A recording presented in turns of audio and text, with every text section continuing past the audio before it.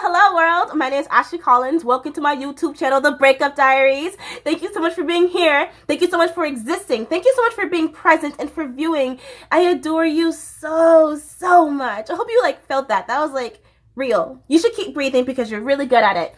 So I recently hit 1,000 followers on Instagram and 100 on my YouTube channel. And guess what I feel? Nothing. I feel absolutely nothing. Not that I'm not appreciative of the support and the love and the growth that's happening in this community. It's very exciting. It's very exhilarating. But social media sickness is so real. It's so fucking real. They say that social media is just as addictive as alcohol, but worse than crack. So imagine that. You picking up your phone, scrolling through your feed, looking at all the likes and the fucking comments and whatever is worse than what crack can actually do to your physical frame. That's fucking nuts. Right? What social media does is it gives you a nice little burst of dopamine. What is dopamine, you ask? You didn't ask, but I'm gonna tell you anyway. Dopamine is that feel-good hormone that's commonly associated with love, motivation, and orgasms. Which, let's be honest, who doesn't love all three of those? Sometimes all at the same fucking time, right? So I wanted to share what I do in order to cure/heal my social media sickness. Because I feel like people think that I do have all 5 of the major platforms. I have Facebook, Instagram, YouTube, Snapchat, and I also have Tumblr. But no one really follows me on Tumblr. I just go on Tumblr when I'm feeling really sad. So people always say to me, well, you're the one who's always on your phone 24/7. How do you manage it? I am actually not on my phone all the time. I manage my time very precisely, and I'm going to share those hints with you guys. So I think that social media can either expand our world or it can shrink it. And it's all about being aware that this phone, this device, is your tool. It is a slave to you. You are not a slave to it. You do not allow it to control you. I don't allow other people's opinions. I don't allow other people's messages to dictate my behavior. I don't allow other people's opinions to dictate how I feel about myself, how I feel about the world. Okay, so I'm going to teach you that. I'm really excited about this. Okay, so first things first, I create a time limit. I create a time frame. Okay, so I listen to my motivational videos on YouTube all day throughout the day. It's mainly for my mindset, because the city where I live in is not the most positive fucking environment, and what I have to endure every day is not the most positive. So I listen to nothing but motivation and a lot of stand-up stuff via my YouTube. So that's an all day thing. And I also listen to a lot of meditation videos as well. On Facebook is going to be the death of me, I swear to God. Facebook's going to be the death of me. And I think this is where the social media sickness is the worst, even though some people will argue and say it's Instagram. Because there's a lot of false personas being portrayed on Facebook. And here's my problem with social media. This is where I get my most sickly. I have this really bad comparison monster where I compare my life to others. I compare my age to those who are a similar age as me. I'm 29 years old. It's gross to say out loud. And I see, I actually was looking at a friend of mine yesterday. Been friends with her since middle school. And I was looking at her her Facebook page. She has 3 kids now, and a house, and a husband. And I'm like, I got none of that shit. So for me, when I'm scrolling, I don't scroll on Facebook at all. If anything, I'll look at the first 3 or 4 posts. I'll look at how my friends are doing. I use that. I give Facebook about 30 to 45 minutes of my day. No more than that. No more than that, because I can't handle any more than that. And that includes responding to the messages I get on my Facebook. So if you ever message me on Facebook and you're like, man, why is she taking 24 hours to respond to me? That's because I've used up my limit for my Facebook that day. I'm not touching it ever again. Because of that comparison monster. I'm always thinking that I'm behind in life, but I'm not behind in life. I am early in my process. Yeah. So that's what I do with my Facebook. With Snapchat, I'm not utilizing Snapchat the right way. I don't scroll through Snapchat. I don't really understand it. I don't really get it. Maybe it's an age thing. Since I am older, I don't really see the purpose of holding my phone and listening to music in the background and jamming. It just feels odd. I use my Snapchat to to practice my rants and to practice my ideas for the week. So it's kind of like my rehearsal. I use Snapchat as my rehearsal process, in order for me to attempt to not stumble over my words, even though I still do it anyway. And I give Snapchat no more than like 5 minutes of my time throughout the day. I don't. Yeah. Twitter is a beast. Twitter is a beast. It's all about timing with Twitter. And it's definitely about the engagement and the comment with Twitter.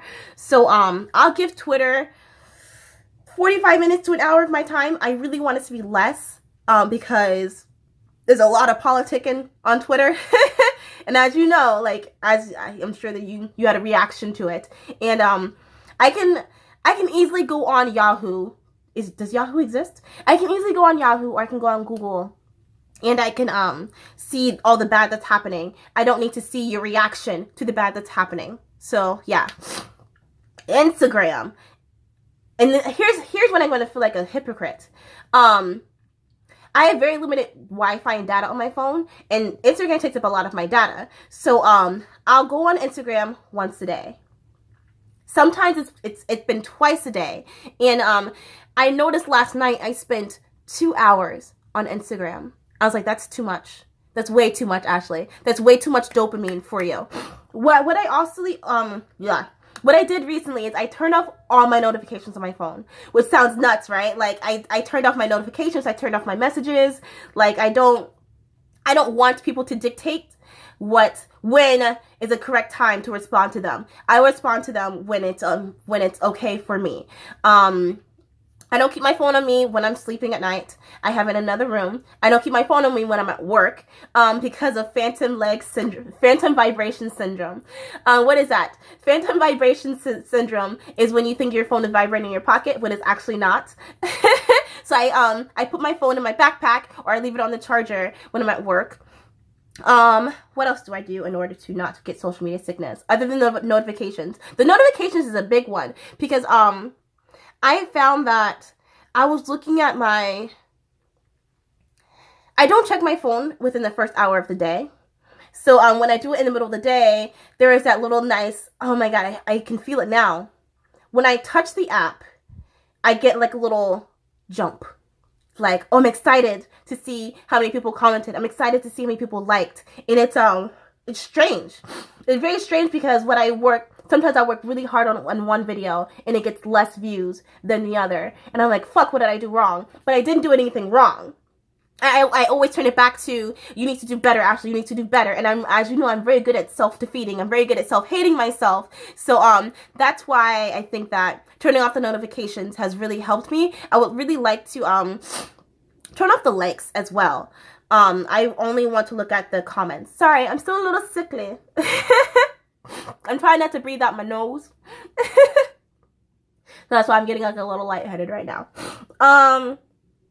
I think that, like I said, we try to create this false persona of what we are, and then when we get off our phones, it's like, now you have to deal with yourself. I try to be as open and as honest as possible. I'll look at my videos and I'm like, oh my God, no one does what I'm trying to know. No one does what I'm fucking doing. No one vlogs in their bra. No one like has a dirty room in the fucking background. Like, why am I doing this? Because I'm trying to paint this portrait of what humanness is. This is me at my most rawest, most ugly, flawed form. This is real. This is human. This is brave. This is bruised. And I try not to be fake. I try not to be phony. I know that what I'm trying to do is very much dependent on social media, and a lot of people say, oh, you should like just not be on your phone for a month. But then my living is on social media, you know what I'm saying? I actually didn't have a phone for a week once, and it was very frustrating because I couldn't contact Uber. I couldn't find out the bus schedule. So that was that was a very frustrating week for me. What was I gonna say? What I love about social media is the engagement, the communication. I think that people have lots of social anxiety, but they're very brave when it comes to talking on their phone. So I try to practice that that braveness in real life. And I'm not very shy. I'm not a very shy individual. At least I try not to be. I get intimidated, but I'm not shy. So I try to practice that engagement in real life. I try to talk to people like how I do in real life via social media. What else? What else? I took notes. I'm just gonna hold this up here, guys. I think that by controlling your social media, you are building a stronger brain. You're building a stronger focus. It also helps with self-discipline, and it helps you get organized. Once I've used up my cap time for my social media throughout the day, I write and I read, and I'm really good at journaling and planning out my week. I'm really good at planning out what needs to be done, even though I suck at responding to my messages, like I said. And I also really suck at checking my emails. But now it's just like, now my emails are just getting fucking ridiculous. Like, I need to unsubscribe from a lot of things.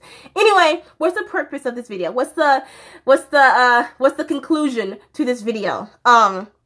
Don't be a slave to your phone. Don't think that no one's forcing you to sit back and look at all these bad things on your feed. No one's forcing you to follow these people that are posting these bad things. I'm really big on unfollowing. I unfollow a lot of people on Facebook because the negativity is just so loud. It's just so loud. If I could just follow 5 people on my Facebook, I totally would, but that would take a lot of time. So I honestly just want to fucking delete it all together, but there's a lot of pictures, a lot of memories, and as much as I don't like to think about it, my goal is I want to be a miracle in someone's life, and it can get very distracting thinking that there are millions of people that need help, but I can't focus on the million right now. I need to focus on the one. And if I gave up for a day, one person probably would give up as well. So my goal is to impact one person a day, always. I'm about to sneeze, excuse me. Stay with me, don't leave yet. Okay, it didn't go away. Okay. My goal is to impact one person a day. So if I stopped using social media, that one person would give up on life, or worse, which I don't know which is worse than giving up on life. They would give up on optimism. They would give up on hope. So I've made this, I've made it my goal, I've made it my why to use my social media for positivity and for love and for humor. And I think that there's not enough of it. So I want to contribute to that in the internet world. So I think that as you are going throughout your day and you're just mindlessly scrolling, first off, stop doing that. First off, stop mindlessly scrolling. There are apps that can limit your consumption, your mindless consumption of social media. I think you need to establish to yourself, why am I using this? Why am I using this tool? Why am I using this hammer in order to make myself feel blank? For me, I use it because it just makes me feel good helping other people. It makes me feel good putting a smile on someone else's face. It makes me feel good that I'm not alone with my sad thoughts sometimes. Another thing that I do, before I let you go, another thing that I love to do on social media, sometimes I'll be, that was so gross, I apologize. I'm really trying to get better. When I listen to my motivation videos, my statuses are quotes from the videos / my thoughts and my feelings, my reaction towards it. So it's like I'm journaling, but through my statuses, which is really cool. It's super exciting because like as opposed to like sending as a text to a person, I'll send it as a mass message to the world saying, this is my response to such and such. So it's super cool. I love doing that. Another thing that I do when I'm feeling like lost and I feel like I have really nothing to share is I try to pay it forward by sharing a friend's brand, sharing a friend's video, sharing a friend's business on my story, giving them a shout out. I love my collaborations that I do. A huge goal of mine, which I haven't really said out loud, but I write it down, is I want to have a talk show one day. Maybe not something on TV, maybe something on the radio or maybe a podcast where I invite guests in and they talk about their business, they talk about their personal love journey, they talk about their growth, etc., etc. So yeah, I try to pay it forward whenever I can through shout outs, because it doesn't feel like a lot. 1,000 doesn't feel like a lot. 100 doesn't feel like a lot. But maybe that one person needs to see that, oh, that's really cool that you shared this one thing. I'm gonna go check it out, you know? So yeah, that's what I do. I'm still recovering from my social media sickness and my physical sickness. It's weird not getting notifications, because I feel like, how do you describe it? It feels like no one's watching what I'm doing, which it shouldn't matter. It shouldn't matter, because I started this journey because I needed to get mentally well, and people happened to resonate with it. So just because the numbers are different, the purpose is still the same. The intent is still the same. The motivation is still the same. I'm still learning and I'm still growing, and I will forever grow. I will forever blossom. I will grow as tall as I fucking can, no matter what the numbers mean, no matter what the engagement says. And I also don't check back on, I try not to really look at the followers, and I try not to look at this video did better than this, and this picture did better than this. I try not to look at that, because then I'll say to myself, oh, I need to imitate that again. I need to replicate that again. But that's phony. That's false. I don't need to. Yesterday is gone. I don't want to repeat that. I want to look at, what can I do today to be amazing? What can I do today to be great? And then the next day, and the next day, the next day. I want to win every day, regardless of what the feedback and of what YouTube or Instagram said. I'm going to win the day, regardless of what you think. Cool. Okay, thank you for watching. Have a great weekend. Today's, I'm like, I'm probably gonna take a nap, but no, actually after this I need to go to a dog walking gig. I really like it for right now. I always get bored with a new job, but I have a dog walking gig after this, so I'm really excited about it. I'm a fucking hustler, guys. Name it, I'll fucking do it. No. That's false. That's false. I won't do anything. I won't do anything. Let me draw a line in the sand right fucking now. I'm not down for everything. I have my limits. I have my fucking standards, what I will sell my soul for. Have a fantastic weekend, guys. I hope this was useful information to you. Don't be trapped into the rabbit hole of social media. It's very addictive. Believe me, I know, trust, but I falsely believe that there is a purpose in its creation, and if we utilize it the right way, we can make love so much louder than the hate that's out there right now. Okay, cool. I'm gonna let you go because I am procrastinating right now. Fuck, this is a long ass video. Thank you for viewing. Smile.